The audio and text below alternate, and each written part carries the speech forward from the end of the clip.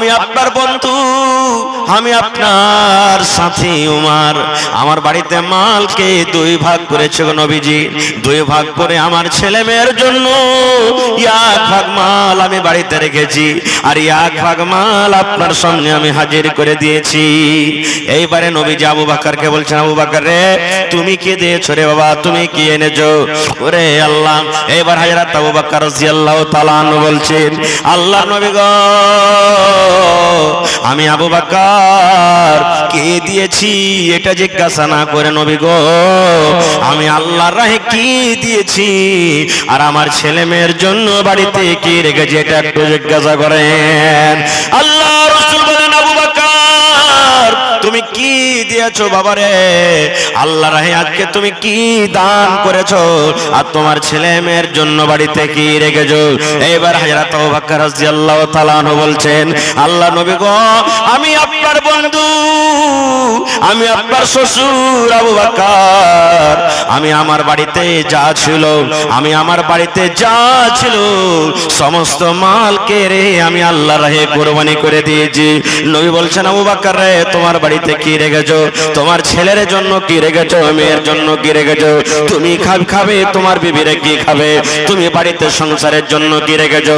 হযরত আবু বকর বললেন, ইয়া রাসূলুল্লাহ, আমার বাড়িতে শুধু আল্লাহ এবং আল্লাহর নবীকে আমি রেখে দিয়েছি, আল্লাহ এবং আল্লাহ রাসূলকে বাড়িতে রেখে দিয়েছি।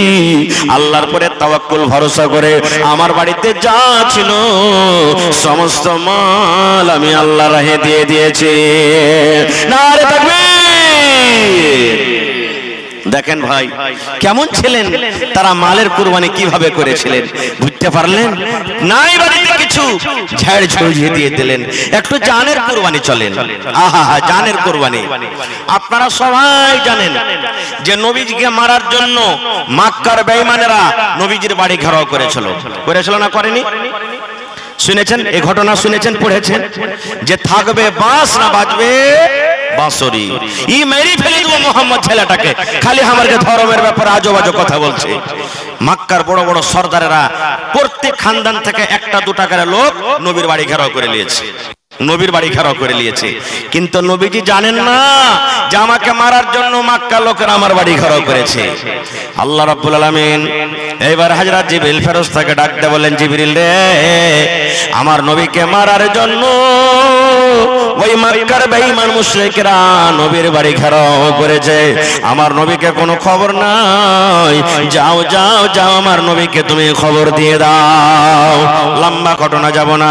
আল্লাহর নবী, ওরে সুবহানাল্লাহ, বেঈমান মুশরিকের চোখে ধুলা দিয়ে ফাঁকি দিয়ে দয়ার নবী বাড়ি থেকে বের হয়ে গেলেন। রাতে রাতে নবী আবু বকরের বাড়িতে চলে গেলেন। আবু বকর, আল্লাহর অর্ডার হয়েছে, এই বাড়ি তুমি ছেড়ে দাও, এই কাবা ছেড়ে দাও, এই ছেলে মেয়েকে তুমি ছেড়ে দাও, এই উট রাখাল বাড়ি ছেড়ে দাও, সমস্ত জমি জায়গা মালকে ছেড়ে দাও, আর খালি হাতে আল্লাহ এবং আল্লাহ রাসূলের জন্য এই মক্কা থেকে হিজরত করে মদিনার দিকে রওনা হয়ে যাও। চলো তাড়াতাড়ি করে। হাঁটতে লাগলেন দুইজন, কে? হযরত আবু বকর রাদিয়াল্লাহু তাআলা আনহু সাথে আল্লাহর নবী মুহাম্মদ সাল্লাল্লাহু আলাইহি ওয়াসাল্লাম দুইজন হাঁটতে লাগলেন। সকাল হয়ে গেছে, দেখছে তো হারে মোহাম্মদ ছেলেটা বার হয় না কেন বাড়ি থেকে, কি ব্যাপার? বাড়িতে যদি যে দেখছে, ভাই ঘটনাটা লম্বা, আমি ছোট করে বলছি। তা আল্লাহ রাসূল বিছানে নাই, নবীজির জামাই একদিক থেকে জামাই, একদিকে কাকাইতো ভাই হযরত আলী রাদিয়াল্লাহু তাআলা নবী বিছানে শুয়ে আছেন। আহা হা, তার সাথে যা পারলেন করলেন। এইবারে এলান করে দিলে, ধরো, যে মুহাম্মাদের গলা কাটা আনতে পারবে 100টা উট তাকে ইনাম দেওয়া হবে। যে নবীর গলা কেটে আনতে পারবে 100টা উট তাকে ইনাম দেওয়া হবে, যেই জায়গাতে পাবে তার গলাকে কেটে নাও, এলান করে দিলেন। আচ্ছা বলেন তো, নবীকে মারার জন্য মুশরিকরা তাইনাত, সাথে আবু বকর রাদিয়াল্লাহু তাআলা আনহু আছেন, যদি নবীর সাথে ওয়াকে পাইতো ছাড়বে যে ভাই? ছাড়বে? বলেন তো ছাড়বে? ছাড়বে কি? ছাড়বে না। আহা, দেখেন কেমন ঈমান, এই যে আল্লাহ জানকে কিনে নিয়ে এসেছেন। আহা, হাঁটতে হাঁটতে হাঁটতে সকাল হয়ে গেল। এবারে চারিদিকে বেঈমান মুশরিকরা ঘুরতে চলে এসেছে যে ধরো কোন জায়গাতে গেল। এবারে হযরত আবু বকর বলছেন, ইয়া রাসূলুল্লাহ, এই পাহাড়ে একটা গর্ত আছে যার নাম হলো সাওর, গারে সাওর। হাজী সাহেবরা দেখেছেন যারা হজ করতে গেছিলেন, ওখানে একটা গর্ত খাল আছে, ওখানে আমরা লুকিয়ে যাব। এবার ঢুকতে যাবে। হযরত আবু বকর রাদিয়াল্লাহু তাআলা আনহু বললেন, ইয়া রাসূলুল্লাহ, আপনি একটু দাঁড়ান নবী গো, আমি প্রথমে ঢুকবো। কে বলছেন? হযরত আবু বকর। আল্লাহর নবী গো, এই গর্তের ভিতরে, খালের ভিতরে জানি না কত রকম জহরওয়ালা সাপ আছে, বিচ্ছু আছে, কোন রকম প্রাণী আছে। কতদিন থেকে লোকজন এই গর্তের ভিতরে যায়নি। আপনি যদি প্রথমে যান, হয়তো আপনাকে সামে কাপড় দিয়ে দিবে, হয়তো আপনাকে বিচ্ছুতে কামড় দিয়ে দিবে, আপনার ক্ষতি হবে। এই জন্য নবী গো, আমি আপনার বন্ধু আবু বকর আপনার সাথে এসেছি, প্রথমে আমি খালে ঢুকবো। আমি যদি মরে যাই আমি মরবো, আর আপনি বেঁচে থাকেন। কারণ আল্লাহ রাব্বুল আলামিন যদি কিয়ামতের দিন আমাকে বলেন, আরে আবু বকর, তুমি আমার নবীকে কত ভালোবাসা দিয়েছিলে, কত মহব্বত করেছিলে, যে আমার নবীকে প্রথমে তুমি গারে দিয়ে রেখেছো, গারে তুমি হাঁটিয়ে দিয়েছো।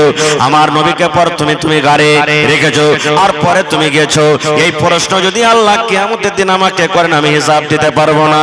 এবার একটুখানি আপনি দাঁড়ান, আমি ভেতরে প্রথমে ঢুকি।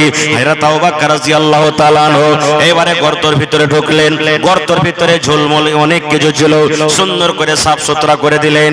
এই মুসলমান, ওই গর্তের ভিতরে ছোট ছোট ছোট ছোট খাল বিল আছে, হয়তো ইঁদুরের খাল আছে, হয়তো সাপের খাল আছে, কিংবা আরো কোনো জানোয়ারের খাল আছে। আল্লাহর নবী এবার হযরত আবু বকরকে বলছেন, আবু বকর, গর্ত সাফ হয়েছে? বলছেন, জি ইয়া রাসূলুল্লাহ, হয়ে গেছে। ওই ছোট ছোট গর্ত কি দিয়ে ঢাকবো, কি দিয়ে ঢাকবো? ওখানে ইট নাই, ওখানে পাথর নাই, ঢাল নাই, কি দিয়ে ঢাকবো? হযরত আবু বকর রাদিয়াল্লাহু তাআলা আনহু নিজের এই কম্বল কিংবা নিজের গায়ে যে চাদর ছিল, ছোট্ট ছোট্ট করে চাদর গুলাকে ছিঁড়ে ছিঁড়ে ছিঁড়ে ছিঁড়ে সমস্ত খাল গুলাকে ঢেকে দিলেন। এইবারে বন্দরে একটা খাল বন্ধ করার জন্য কিন্তু কাপড় আর পাওয়া যায় না, গোটা গেল। একটা গর্ত কিন্তু বন্ধ করার জন্য ছোট্ট খাল, কাপড় পাওয়া গেল না। হযরত আবু বকর রাদিয়াল্লাহু তাআলা আনহু ওই খালটার উপরে এরকম ভাবে নিজের পা রেখে দিলেন। এবার বলেন, পায়ে যে রেখে দিয়েছে, ভিতরে যদি কোনো সাপ কোনো বিচ্ছু থাকে, তো তল থেকে কামড় দিতে পারবে না? পারবে না ভাই? তার পায়ে জোরে বলেন, পারবে না? পারবে না? এবার দয়ার নবী ভিতরে এলেন।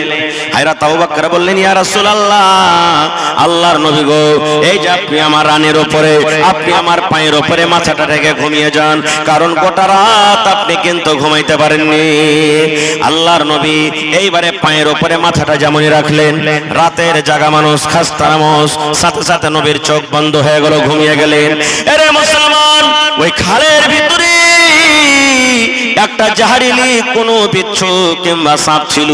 এইবারে ওই সাপটা বিচ্ছুটা উঠার জন্য কিন্তু রাস্তা খুঁজি, ওই দিকে যায় ওটা খাল বন্ধ, ওই দিকে যায় ওটা খাল বন্ধ, ওই দিকে যায় ওটা খাল বন্ধ, ওই দিকে যায় ওটা খাল বন্ধ। এই করতে করতে যে জায়গাতে যে খালে আবু বকর রাদিয়াল্লাহু তাআলা আনহুর পা আছেন, ওই গর্তের সামনে এসে এমন জোর করে হযরত আবু বকরকে কামড় দিলেন, তাকে বিষ লেগে গেল। যে সাপে মানুষকে কামড়ে লাই, সময় মতন যদি তার এলাজ না হয়, ওষুধ না হয়, লোকটা মরবে না বাঁচবে? ভাই বলেন, লোকটা মরবে না বাঁচবে? মরে যাবে। বিষ লেগে গেল। আস্তে আস্তে আস্তে আস্তে করে বিষ উপরে চড়তে শুরু করেছি। হযরত আবু বকর বিষে কাতর হয়ে গেলেন, সহ্য হয় না এত বিষ, চোখ দিয়ে ঝরঝর করে পানি ঝরতে শুরু হয়েছে। নবীজিকে কিন্তু জাগাই না। আহারে, আমার নবীকে যদি আমি জাগাই, আমার নবী কষ্ট পাবে, আমি মরে যাব, আমাকে মঞ্জুর আছে, কিন্তু আমার নবীকে আমি ঘুম থেকে জাগাবো না। আস্তে আস্তে করে বিষ উপরে চড়তে চড়তে ওরে আল্লাহ যখন উপর দিকে এসেছে, তার চোখ দিয়ে ঝরঝর করে পানি ঝরছে। এবারে যেমনই চোখ দিয়ে পানি ঝরা, আমার দয়ার রবির চেহারা কিংবা এই শরীরে এক ফোঁটা পানি পড়ে গেছে। যেমনই পানিটা পড়ে যাওয়া, আল্লাহ রাসূল চেতন হয়ে গেছেন, জেগে গেছেন। এবার জেগে যাওয়ার পর এবার বলছেন, আবু বকর কি ব্যাপার, তোমার চোখ দিয়ে কেন পানি ঝরে? বাবারে, তোমার ছেলে বলে মনে পড়েছে নাকি? তোমার বেটিরা বলে মনে পড়েছে নাকি? বিবি বাচ্চা বলে মনে পড়েছে নাকি? বাড়ি ঘর বলে মনে পড়েছে নাকি? লেগেছে, কেন তুমি কাঁদছো, তোমার চোখ দেওয়া নেই? এবার আবু বকর বললেন, ইয়া রাসূলুল্লাহ, আল্লাহর নবী গো, আমার ছেলে মেয়ে বলে আমার ভয় হয়নি, মনে পড়েনি, বাড়ি ঘর বলে আমার মনে পড়েনি, তবে কেন কাঁদছো? বলছেন, আল্লাহর নবী গো, এই যে আমি খালটাতে পা দিয়ে রেখেছিলাম, এই খালের ভিতরে এমনই একটা বিষাক্ত জানোয়ার আমার পায়ে কামড় দিয়েছে, ওই বিষটা আমার শরীরে চড়ে গেছে, আমি সহ্য করতে পারি না, যার কারণে আমাকে কষ্ট হয় আর আমার চোখ দিয়ে পানি ঝরে। এবারে নবী বললেন, আবু বকর, কেন তুমি আমাকে বলনি? আমাকে কেন তুমি আগে জানোনি? কেন তুমি এত কষ্ট করছো? বলছে, আল্লাহর রাসূল, আপনার গোটা রাত জাগরণ হয়েছে, গোটা রাত আপনি ঘুমাইতে পাননি, সামান্য একটুকার জন্য আপনার চোখটা বন্ধ হয়েছে। এবার আমি ভাবলাম এই সময়তে এই টাইমে আমার নবীকে জাগানো ঠিক হবে না, তাই আমি আপনাকে জাগাইনি। এইবারে নবীজি একটুখানি মুখ থেকে থুথু নিলেন, আর থুথু নেওয়ার পর যে জায়গাতে কামড় দিয়েছে, যেমন আমরা টিপনা লাগাই, মহলম লাগাই ঘায়ে, ওই মতো একটু থুথু নিয়ে ওই কামড় দেওয়া জায়গাতে যেমনই টিপনার মতন নিজের থুথু লাগিয়ে দিলেন, সাথে সাথে তার বেশ ভালো হয়ে গেল। নারে তাকবীর! ভাই মুসলমান, দেখেন ভাই কেমন মহব্বত ভালোবাসা সাহাবায়ে কেরাম জানছিলেন এই জান মাল হলো আল্লাহর, এটা আমাদের হাতে নয়, আল্লাহ যেখানে ইচ্ছা করে সেখানে আমাদেরকে লাগাইতে হবে।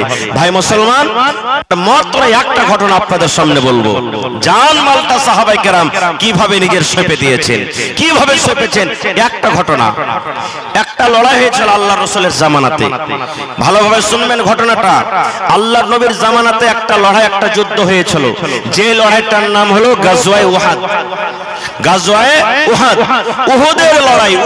উহুদ একটা পাহাড়ের নাম, পাহাড়ের পাঞ্জরে লড়াইটা হয়েছে, এই জন্য এটার নাম উহুদের যুদ্ধ, উহুদের লড়াই। নবীজি যুদ্ধ করতে যাবেন তার আগে এলান করে দিলেন, এ আমার সাহাবীরা শোনো, এই যুবক ভাই আপনাকে খাস করে বলছি। নবীজি বললেন, যার খাজুর পাকবো হয়ে আছে তোমরা লড়াই করতে যেও না।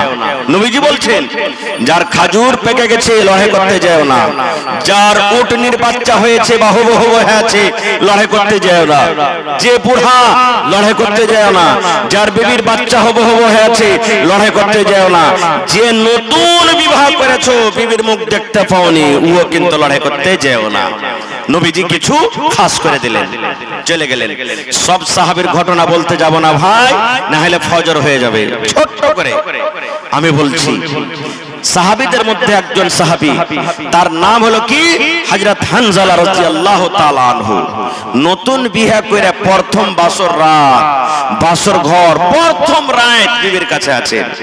বাসর ঘরটা কত সুখের রাত হয় জানতে পারছেন, যারকে বিয়ে শাদী হয়ে গেছে, হ্যাঁ, যেদিন প্রথম মোলাকাত বিবির সাথে হবে, প্রথম দেখা স্ত্রীর সাথে হবে, সেই রাতটা কত মজার রাত। গল্প করে করে করে করে 1 মিনিটের জন্য মনে হয় শুধবে না, ঘুমাবে না, আর মনে মনে কইবে, হ্যাঁ রে আজ 10 ঘন্টার কেন রাতটা হলো রে, শালা যদি 48 ঘন্টার রাতটা হতো তো খুব ভালো হতো। এই যে এত মজার রাত, এত ভালো ভালো রাত, ভালো গল্প, দুঃখের সুখের গল্প। কত আশাতে স্ত্রীটা ছিল, কত আশাতে পুরুষটা ছিল, দুজনের একসাথে দেখা হচ্ছে, ওর সাথে গল্প, ওর সাথে গল্প, কত খুশির রাত। এরকম সুবহানাল্লাহ বাসর ঘর কার? হযরত হানজালা রাদিয়াল্লাহু তাআলা আনহু বিবির কাছে আছে, লড়াই চলছে, উহুদের মাঠে যুদ্ধ চলছে। এক বেঈমান আমার নবীকে এমন জোর করে একটা তলোয়ার আঘাত করেছে, নবীর মাথাতে যে হেলমেট ছিল লোহার, ওই লোহার হেলমেট পর্যন্ত নবীজির ভেঙে গেছে, এমন জোর করে আঘাত করেছে। খুব সাহাবায়ে কেরামের কোনে বিপদ কষ্ট, নবীজির জখম, নবীজি খুবই চিন্তিত। এলান হলো, যাও মদিনাতে তাড়াতাড়ি করে খবর করো যে যারাকে আমি বাড়তে থাকতে বলেছিলাম ওরা যদি পারে তো তাড়াতাড়ি করে ময়দানে আসবে। একজন সাহাবী চলে গেলেন, গ্রামে এলান করছেন, কি রে আল্লাহর নবীর সাহাবীরা, কে তোমরা বাড়িতে আছো? নবীর আমার উহুদের লড়াতে রে, নবীর আমার দাঁত পর্যন্ত ভেঙে গেছে, নবীর আমার শরীরে জখম লেগেছে, নবীর আমার মাথার হেলমেট ভেঙে গেছে, নবীর শরীরে তীর তলোয়ারের আঘাত হয়েছে, যদি পারো রে তোমরা তাড়াতাড়ি করে ওই ময়দানের দিকে রওনা হয়ে যাও। এই কথাটা কার কানে গেল? ওই যে সাহাবী যে নতুন বিবিকে নিয়ে রাতের বেলাতে আনন্দিত করছেন, প্রথম বছর ঘর বিবির পাঞ্জরে ঘুমিয়ে আছেন। ওরে আল্লাহ, কত গল্প, কত বিবির সাথে কথা, তার কানে আওয়াজ এলো, আহারে আমি নতুন বিবির পাঞ্জরে শুতে আছি আর আমার নবী কষ্টতে ময়দানে আছি, আমার নবীকে কত তীর লেগেছে, তলোয়ার লেগেছে। ওরে আল্লাহ, আমি বিবির কাছে থাকবো না। যেমনই আওয়াজটা কানে শোনা, ধসমস করে বিছান থেকে উঠে গেলেন। কোনার দিকে ঘরের ভিতরে তলোয়ার রাখা ছিল, বন্দরে তলোয়ারটা হাতে নিয়ে নিলেন। এবার তার নতুন বিবি মনে মনে বলছেন, আল্লাহ কি আমার অপরাধ হয়ে গেল, কি আমি ভুল করলাম আল্লাহজি, আমার এই প্রথম বছর ঘর প্রথম রাতে আমার স্বামী তলোয়ার নিয়েছে, আমি কি ভুলটা করলাম। এবার একটু ভার দেখছেন, ওই তার স্বামী আবার একটা জেরা মানে লোহার পিরন, যদি তীর তলোয়ার মারা হয় শরীরে লাগবে না, শরীরে হেফাজত করবে, ওকে জেরা বলা হয়। ওই লোহার পিরন, লোহার কামিজ, লোহার জেরা, ওই নিজের পরনে পিন্দে নিলেন, হাতে তলোয়ার নিয়ে ঘরের ভেতর থেকে বের হয়েছেন। আর বিবিকে বলছেন, বিবি রে, আজকে তোমার সাথে আমার প্রথম বছর ঘর রে বিবি, আজকে তোমার সাথে আমার প্রথম ঘর, আজকে তোমার কাছে গোটা রাতটা আমি কাটাতে পেলাম না রে বিবি। আমি চললাম জিহাদের ময়দানে, আমি লড়াইয়ের ময়দানে চললাম, আল্লাহর নবীর ডাক হয়েছে, আল্লাহ নবীর এলান হয়েছে, বিবি রে এই যে আল্লাহ আমাকে দেহ দিয়েছেন, জান দিয়েছেন, হাত দিয়েছেন, পা দিয়েছেন, এটা আমার নয়, এটা হলো আল্লাহর জন্য আল্লাহ কিনেছেন। আর আল্লাহ এবং আল্লাহ রাসূল যেই কাজে কাজে লাগাবেন আমাকে সেখানে যেতে হবে। বেবি হাত খান ধরে বলছেন, স্বামী গো, আমি মদিনার মধ্যে একটা কেমন মেয়ে ছেলে, তুমি এখন আমাকে জি ভরে দেখনি, আমি তোমাকে এখন জি ভরে দেখিনি, তোমার সাথে যেরকম একটা গল্প হয় এখনো ভালো মতন হয়নি। এই তো আমাদের কিছু সময় কাটলো, এই তো আমাদের প্রথম বছর ঘর, হঠাৎ করে আপনি চলে যাবেন। স্বামী গো, একটুখানি আপনি দাঁড়ান, আর দুটা কথা আপনার সামনে আমি বলিনি, আর দুটা কথা আপনি আমার সামনে বললেন, একটুখানি দাঁড়ান, একটুখানি থামেন। বলছে, বিবি রে না না না, আমি তোমার সাথে আর কথা বলতে পারবো না রে বিবি, যদি আমি স্বামী হিসাবে তোমার হকটা যদি আদায় করতে না পারি, যদি স্বামী হিসাবে আমার যদি কোনো ভুল হয়ে থাকে, আল্লাহর হস্তে তুমি আমাকে ক্ষমা করে দাও। আরে আল্লাহর বান্দি, ভালোবাসা বিবি, আমিও তোমাকে মাফ করে দিলাম, মাফ করে দিলাম বিবি রে, আমিও তোমাকে মাফ করে দিলাম, তুমি আমাকে মাফ করে দাও। আমি চললাম চললাম, আমি লড়াইয়ের ময়দানে চললাম। এইবারে তার বিবি বলছেন, স্বামী গো, আপনি যে আমার কাছে রাতটা থাকলেন, এই রাতে যে আপনি আমার সাথে হামবিস্ত্রি করেছেন, আপনি আমার সাথে এই যে সহবাস করেছেন, তো সহবাস করার পর আপনার শরীরটা, আপনার বাড়িটা তো নাপাক হয়ে আছে, একটু দয়া করে গোসল করলেন, গোসল করেন। কেন আপনি নাপাক হয়ে গেছেন, পাক পবিত্র হয়ে লড়াইয়ের ময়দানে যান। রে ভাই, দেখেন কেমন ঈমান, হায়রে সাহাবীদের ঈমান। এইবার হযরত হানজালা বলছেন, বিবি রে তোমার কথা সত্য, আমি নাপাক হয়েছি, আমার পরে গোসল ফরজ হয়েছে, গোসল ফরজ হয়েছে বিবি রে, কিন্তু আমি যদি গোসল করতে যাই হয়তো সময় থেকে 5 মিনিট 10 মিনিট সময় লেগে যাবে, আর এই সময়টাতে আমি যদি না পৌঁছতে পারি, এই 10 মিনিট 15 মিনিট পিছনে যদি আমি পৌঁছে লড়াইয়ের ময়দানে, আর এই মধ্যখানে যদি আমার নবীর কিছু হয়ে যায়, আর আল্লাহ রাব্বুল আলামিন যদি আমাকে কিয়ামতের দিন বলেন, হানজালা রে নতুন বউ নিয়ে তুমি বাড়িতে ছিলে আর আমার নবী যুদ্ধের ময়দানে বিপদে, আমি এটা সহলে জবাব দিতে পারবো না। হযরত হানজালা বলতেন, বিবি রে তুমি দোয়া করো আল্লাহর দরবারে, আল্লাহ রাব্বুল আলামিন যদি আমাদেরকে কামিয়াব করেন, যদি আমাদের জিত হয়, লড়াই যুদ্ধ করে যদি গাজী হয়ে বাড়িতে ঘুরতে পারি, বিবি রে আমি বাড়িতে আসার পর আমি ফরজ গোসল করব। সুবহানাল্লাহ। ভাইরে, ফরজ গোসল কি জিনিস কত বেটা ছেলে আমরা জানি না। খালি বিবির সাথে মিলতে গেলে গোসলটা ফরজ হয়ে যায় না, বিবির সাথে মিলতে গেলে খালি গোসল ফরজ হলো তা নয়, কয়েক কারণে গোসল ফরজ হয়। যেমন মায়েরা, খালারা, 5 দিন 7 দিন 3 দিন 4 দিন পর যে হাজ হয়, হাজ মাসিক থেকে পাক পবিত্র হবে, হাজ আর দেখা হয় যায় না, বন্ধ হয়ে গেছে, তখন গোসল করবে, আর নাম হলো ফরজ গোসল। মা খালাদের বাচ্চা হয়েছে, এখন মায়েরা খালারা নামাজ পড়বেন, 10 দিন 15 দিন 20 দিন 40 দিন হয়ে গেল, এখন ফাইনাল গোসল করবেন, আর নাম হলো ফরজ গোসল।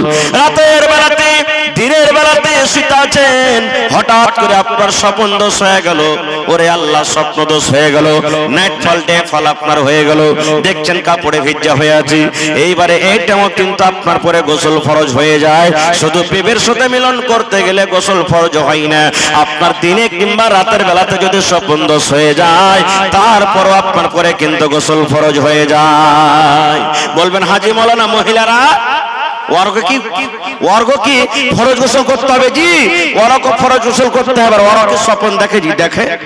আল্লাহ রাসূল একদিন বসে আছেন, আর আল্লাহ নবীর স্ত্রী মনে হয় উম্মে সালমা রাদিয়াল্লাহু তাআলা আনহা পাঞ্জরে বসে আছেন, আর একটা মহিলা আল্লাহ রাসূলকে বলছেন, ইয়া রাসূলুল্লাহ, মায়ের লোকের যদি স্বপ্ন দোষ হয় তাহলে কি গোসল করবে? নবীকে প্রশ্ন করছেন আল্লাহ রাসূল, মহিলাদের যদি স্বপ্ন দোষ হয় তাহলে কি ওরা গোসল করবে? আল্লাহ রাসূল বলেন, হ্যাঁ, ইজারাতিল মা, যদি স্বপ্ন দেখা পর দেখছে কাপড়টা একটু ভিজে ভিজা লাগে, লুঙ্গিটা একটু ভিজে ভিজা লাগে, সায়াটা একটু ভিজে ভিজা লাগে, আল্লাহ রাসূল বললেন গোসল ফরজ হয়ে গেল রে, এইকে গোসল করতে হবে, ইয়ার নাম হলো গোসল ফরজ। এই সময়তে গোসল ফরজ হয়ে যায়, শুধু মিলনের পর গোসল কিন্তু ফরজ হয় না। আহারে, আজকে যদি আমি বলি, এই যুবক ভাইরা, আজকে আপনার 5টা ছেলে হয়ে গেল, 10 বছর বিয়ে হয়ে গেল, 50 বছর বিয়ে হয়ে গেল, 15 বছর বিয়ে হয়ে গেল, আরে আল্লাহর বান্দা, কেমন করে ফরজ গোসল করতে হয় দয়া করে তুমি একটু আমাকে তারিকাটা শিখিয়ে দাও। আমার মনে হয় এখানে হাজার হাজার মানুষের সংখ্যা আছে, আমার মনে হয় 10 জন 20 জন 50 জন মানুষ বলতে পারবে, তাছাড়া মানুষরা কিন্তু ফেল হয়ে যাবে, আর শিখারও চেষ্টা করে না কেমন করে গোসল করতে হয় কোনদিন। আরো এটা আজকে আমার বিষয় নাই। এবারে বলছেন, বিবি রে, আমি চললাম লড়াইয়ের ময়দানে, আমি যদি লড়াই জিতি, গাজী হয়ে যদি বাড়িতে ঘুরতে পারি, গোসল করব। আমি চললাম, লড়াই করতে চলে গেলেন, যুদ্ধ করতে লাগলেন, যুদ্ধ করতে করতে করতে করতে সাহাবায়ে কেরাম শহীদ হয়েছেন, অন্য অন্য সাহাবীরা। ওই সাহাবীদের মধ্যে হযরত হানজালা রাদিয়াল্লাহু তাআলা আনহু দুনিয়া থেকে শহীদ হয়ে গেলেন, বিদায় হয়ে গেলেন। মদিনাতে খবর হয়ে গেল, কার বাপ মারা গেছে, কার ভাই মারা গেছে, কার ভাই মারা গেছে, কার স্বামী মারা গেছে, কার দাদু মারা গেছে, কার মামু মারা গেছে, কার চাচা মারা গেছে, কার নানা মারা গেছে। এই মদিনাতে খবর হয়ে গেল ৭৭ জন মুসলমানকে শহীদ করে দেওয়া হয়েছে রে, ৭৭ জন মুসলমানকে শহীদ করা হয়েছে। ওই ৭৭ জনের মধ্যে ওরে আল্লাহ, ওই হযরত হানজালা রাদিয়াল্লাহু তাআলা নিজেও শহীদ হয়ে গেছেন। এবার তার বিবি খবরটা পেয়ে এবার চলে গেলেন ময়দানে, যাওয়ার পর নবীকে খবর দিলেন, ইয়া রাসূলুল্লাহ, আল্লাহ নবী গো, আপনার অন্য অন্য সাহাবীরা যারা শহীদ হয়েছেন তারাকে আপনি বিনা গোসলে মাটি দিয়ে দেন, তারাকে আপনি গোসল দেওয়ায়েন না, কিন্তু নবী গো, আমার স্বামী হানজালাকে দয়া করে আপনি গোসল দিয়ে মাটি দিবেন, নবী গো, তাকে আপনি বিনা গোসলে আপনি মাটি দিবেন না। নবী বললেন, কি ব্যাপার, কি হয়েছে?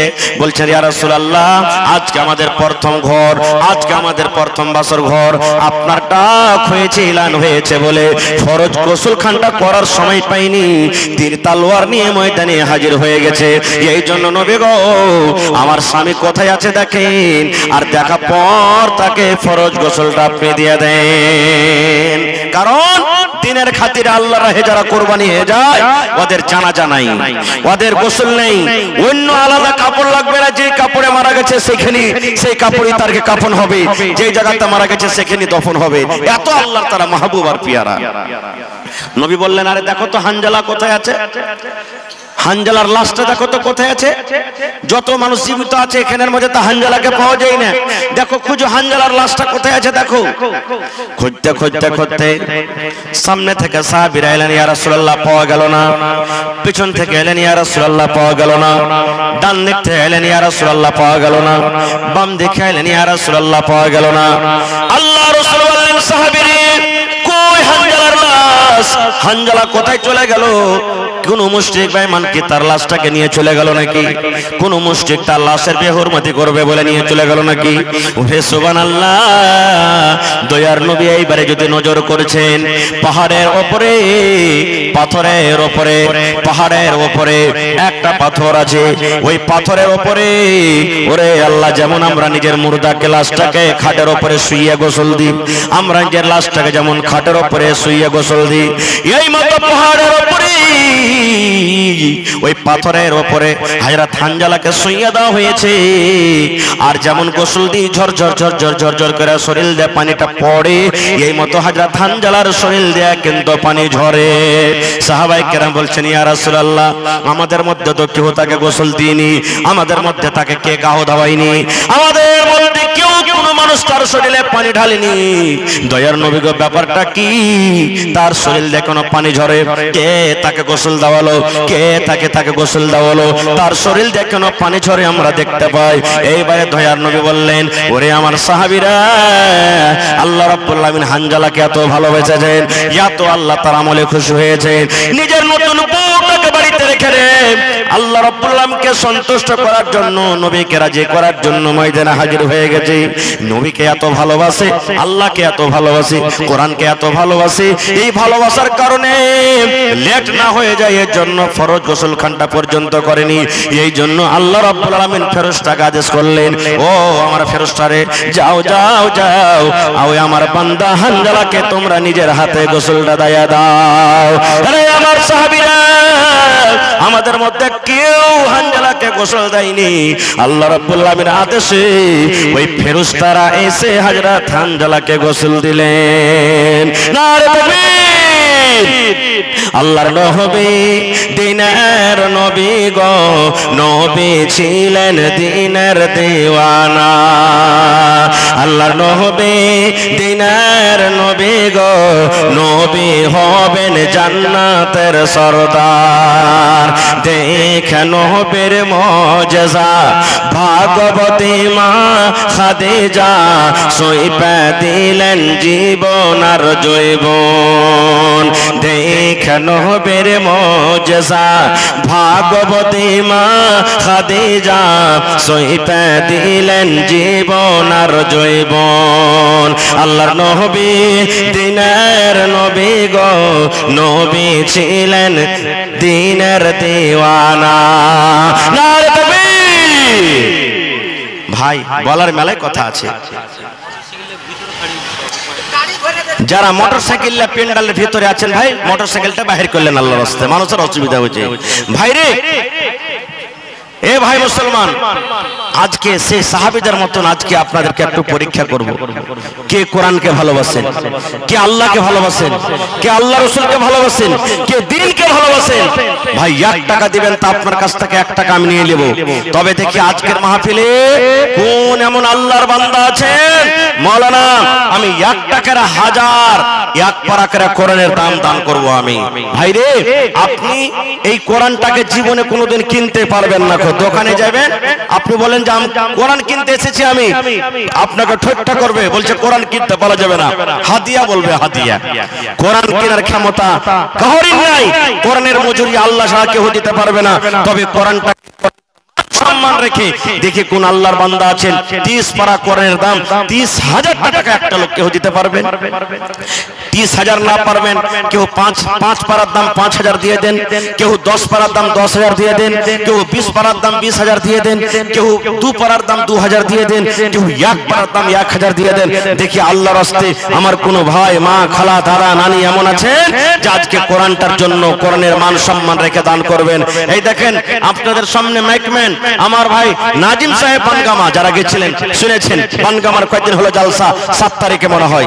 আমি একটা জমিনের আবদার করলাম, কোন আল্লাহর বান্দা এমন আছেন যে মাদ্রাসার জন্য, কোরআনের জন্য 1 কাঠা কিংবা 1 ডিসমিল জমিন দান করতে পারবেন? 2 জন, একটা হলো একড়া বাড়ি আর আরেকটা মনে হয় গ্রামের নাকি, আমি বলছি 2 ডিসমিল জমিন 2 জনে দান করে দিলেন। আল্লাহুস সামাদ।